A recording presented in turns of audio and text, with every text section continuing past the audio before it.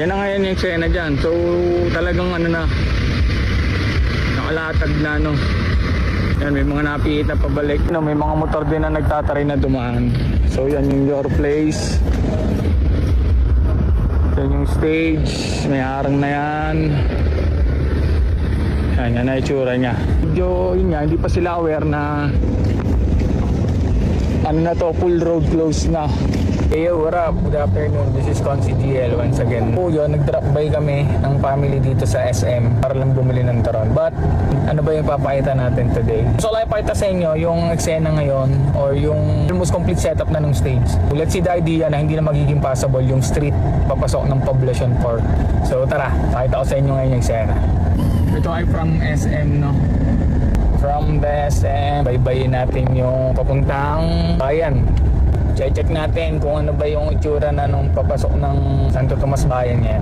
So yan guys, so yan na, Iliana, Santo Tomas. Yun yung papunta ng palengke, ito naman yung papasok ng bayan. Yun lang, ipapakita ko lang sa inyo yung eksena ngayon. Mismong stage na sinetap na paggaganapan ng mga event ngayong paparating na kapistahan ng Santo Tomas. So it will start March 1 to 7. So ayan na. So yan yung Lianas. Tapat ng Lianas ay doon naman nakalagay yung karyahan. Yan. And then eto na yung stage. So yan na yung itsura ng stage na yan. Nababakita ko sa inyo, bababa ako. So hindi na siya passable, no? Siya passable sa mga sasakyan. Yan, yun, no? Kita nyo, even nakamotor, unlike dun sa mga nakaraang araw na kasya yung mga tricycle. Babayin natin. Yan ang itsura ngayon. So hindi na siya, kita nyo, may dadaan ng motor, hindi na siya passable. May mga motor din na nagtataray na dumaan. Yan yung stage, may harang na yan. Yun nga, hindi pa sila aware na ano na to, full road close na. Ayan, may mga motor na, yan na, may mga motor na nagtataray lumampas. Dapat ng AR building. Meron, may mga nakakalisot, no?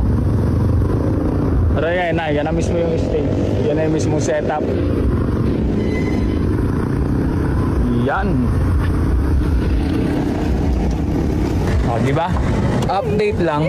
Ang sa mga dadaan papasok ng bayan, ang option nyo na talaga is sumorkat kayo sa San Roque or dumaan kayo sa palengke dun sa likod, then all the way makakalisot ng mga idol. This is si GL. Don't forget to hit that follow button, no? Supportan na rin nyo. Maraming salamat sa palagi nyong panonood.